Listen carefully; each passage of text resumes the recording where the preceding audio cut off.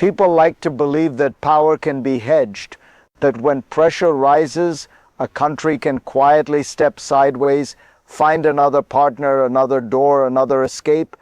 Canada is no exception to that temptation. In recent months, the idea has resurfaced that deeper engagement with China could serve as insurance against American unpredictability, a strategic backup plan, a way to balance.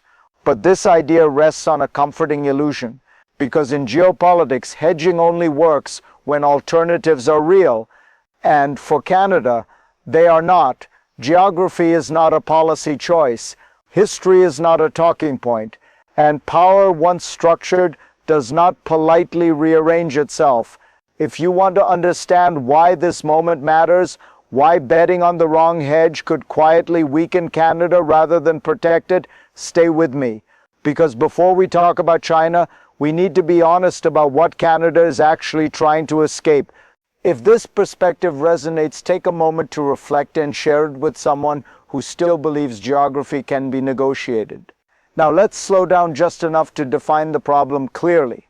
At the center of this debate is a single deceptively simple word: hedging. In strategy, hedging does not mean disagreement, it does not mean diversification for its own sake, and it certainly does not mean symbolic distance. Hedging means maintaining credible alternatives, real options that can absorb pressure without collapsing the system. That distinction matters. Canada is not choosing between two comparable poles of power. It is not weighing symmetrical relationships.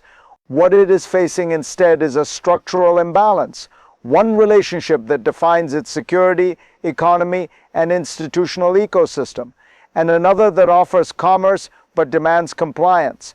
Confusing trade diversification with strategic hedging is where analysis begins to drift into fantasy. Because markets can be diversified incrementally, defense guarantees cannot, intelligence trust cannot, and continental supply chains built over decades do not reroute on principle. Before asking whether China can balance the United States, we have to confront a harder question. What exactly would Canada be hedging away from, and at what cost? To answer that, we need to step back into the structure of the relationship Canada already inhabits. To understand why Canada cannot simply rebalance, you have to see the relationship not as a policy choice, but as a system. Over decades, Canada and the United States didn't just trade, they fused, markets integrated, supply chains synchronized, defense planning converged, continental security was institutionalized through shared architecture, shared intelligence, and shared assumptions about threat and response. These weren't temporary alignments, they became the default operating environment for both states. This kind of integration produces efficiency, but it also produces path dependence. Once systems lock in, alternatives become exponentially more expensive. This is why political cycles matter less than structural ones. Governments change, presidents come and go, but institutions, logistics, and incentives persist. The result is a relationship that operates below the level of daily politics. Provincial and state governments cooperate. Firms plan decades ahead. Universities, civil society, and families form dense human networks that no communique can unwind. This isn't sentiment, it's infrastructure. And infrastructure shapes choice, which is why the question is no longer whether Canada wants options. It's whether such options can realistically exist at all. That brings us to the first real stress test of the alternative being proposed. The theory of hedging begins to break down when it meets its first real crisis. In 2018, Canada detained a senior Chinese technology executive in response to an American extradition request. What followed was not quiet diplomacy or legal dispute resolution, it was retaliation. 2 Canadian citizens were detained in China for nearly 3 years. This was not a misunderstanding, it was a message. At the same time, Chinese authorities moved against Canadian canola exports. Farmers in Western Canada absorbed hundreds of millions of dollars in losses, not because of market failure, but because of political disapproval. These actions revealed something essential about the proposed hedge. When pressure appears, Beijing does not absorb it, it transfers it. For a middle power, that matters. Hedging assumes predictability under stress. It assumes that partners separate economics from politics when incentives collide. China has shown the opposite. If this episode felt distant, remember this: it wasn't triggered by confrontation with Beijing. It was triggered by compliance with an ally. And if you think this was an anomaly, pause and consider who really holds leverage when rules are tested. Because this crisis wasn't the exception, it was the preview. What these episodes expose is not simply bad behavior. They expose a mechanism. China's economic relationships are not neutral channels of exchange. They are instruments of state power, activated selectively when political objectives are threatened. Trade flows become pressure points. Market access becomes conditional. For large economies, that risk can sometimes be absorbed. For middle powers, it becomes a structural vulnerability. The asymmetry is decisive. Canada's trade with China is significant but limited. Its trade with the United States is foundational. That means retaliation does not need to be symmetrical to be effective. China can afford to damage relationships worth billions if it produces political compliance. And it has. This mechanism doesn't require escalation. It doesn't require public threats. It operates quietly through regulatory decisions, customs delays, informal bans, tools that preserve deniability while delivering pain. Hedging fails here because it misreads incentives. It assumes China values stability over leverage.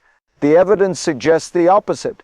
And when economic pressure is paired with documented efforts to influence democratic processes through intimidation, interference, and coercion, the strategic risk compounds. At that point, partnership stops being insurance. It becomes exposure. And exposure, once created, invites the next crisis. The second stress point is quieter but more dangerous. While attention focuses on trade and diplomacy, pressure accumulates elsewhere inside institutions, communities, and decision-making systems. Canada's own security services have documented sustained foreign interference activities. Not abstract risk, concrete actions, targeting diaspora communities, intimidating critics, attempting to shape political outcomes. This isn't unique to China. Other states engage in similar behavior, but scale, persistence, and strategic intent matter. Interference doesn't aim to collapse a system. It aims to soften it, to introduce hesitation, to create friction, to make resistance feel costly. For a country already debating whether it can rely on its closest ally, this matters profoundly. Because influence operations exploit uncertainty. They feed on the idea that alternatives exist, that alignment is optional, that pressure can be redistributed elsewhere. At the same time, Canada faces mounting security demands at home. Arctic waters are opening. Strategic coordination between other powers is increasing. Surveillance gaps remain. Investment lags. Resources are finite. Attention is finite. And every illusion of strategic flexibility diverts both. This is the danger of the second crisis. It doesn't arrive with sanctions. It arrives with distraction. And distraction is how middle powers lose leverage without realizing it, which brings the analysis closer to where it actually lands on people. At this point, strategy stops being abstract. It reaches you, because when states misjudge risk, it isn't governments that absorb the cost first. It's citizens.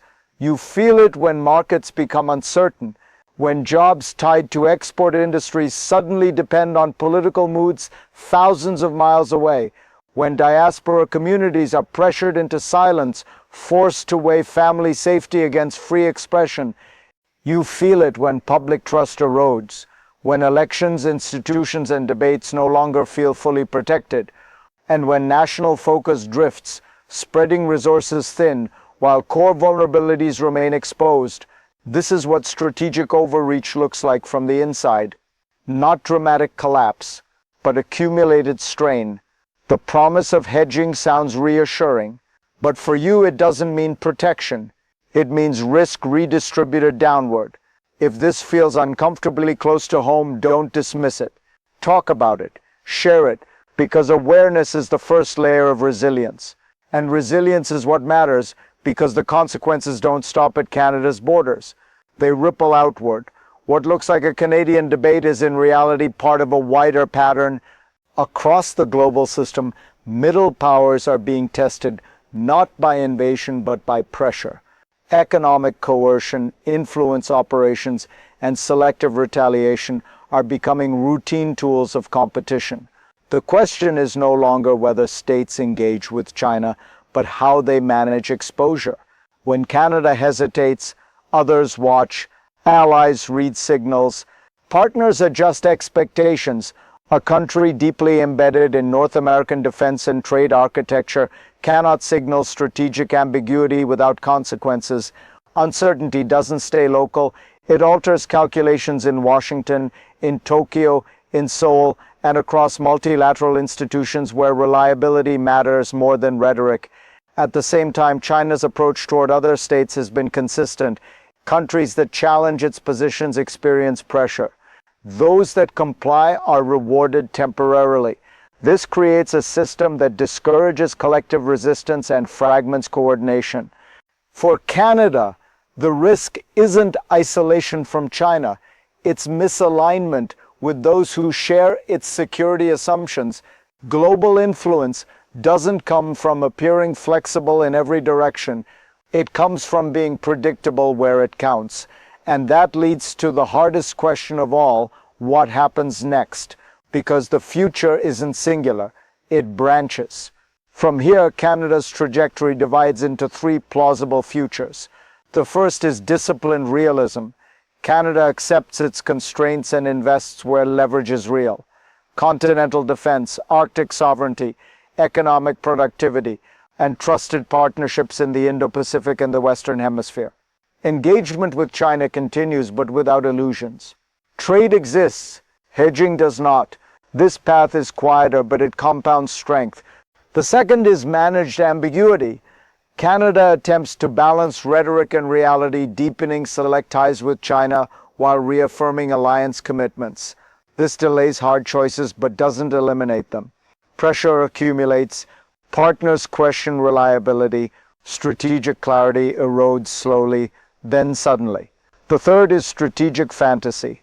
Canada treats engagement as insurance, mistaking access for alignment. In this future, retaliation is misread as friction, interference as misunderstanding, and constraints as temporary. When stress arrives, options vanish. The cost is paid in lost trust, reduced influence, and diminished sovereignty. None of these futures are chosen by declaration. They emerge from patterns of behavior. This is the central insight of power politics. Systems reward consistency, not intention. Geography, economics, and institutions impose boundaries long before leaders articulate strategy. The question isn't which future Canada prefers. It's which one its actions are already producing. And that brings us to the final reckoning. What realism demands now? Canada's real challenge is not choosing between Washington and Beijing. That choice was made long ago by geography, by infrastructure, by security architecture, and by lived reality. The danger lies in pretending otherwise. Trade with China can continue. Diplomacy can remain open. Engagement is not surrender. But partnership requires trust, and hedging requires alternatives. Canada has neither with Beijing at the strategic level. Realism is not cynicism, it is clarity. For a middle power, influence does not come from being everywhere or balancing everyone. It comes from being indispensable where it matters most, defending Arctic sovereignty, strengthening continental security, protecting democratic institutions, and removing the domestic barriers that weaken economic resilience. This path is less glamorous than grand strategic gambits. It offers fewer illusions, but it aligns ambition with capacity and values with power. If this analysis challenged assumptions you've taken for granted, don't let it end here. Share it, debate it, push back where you disagree. And in the next conversation, we'll go deeper into what redefining middle power realism actually looks like in a fragmented world. Because the future won't reward wishful thinking. It will reward those who understand the system they're operating in and act accordingly.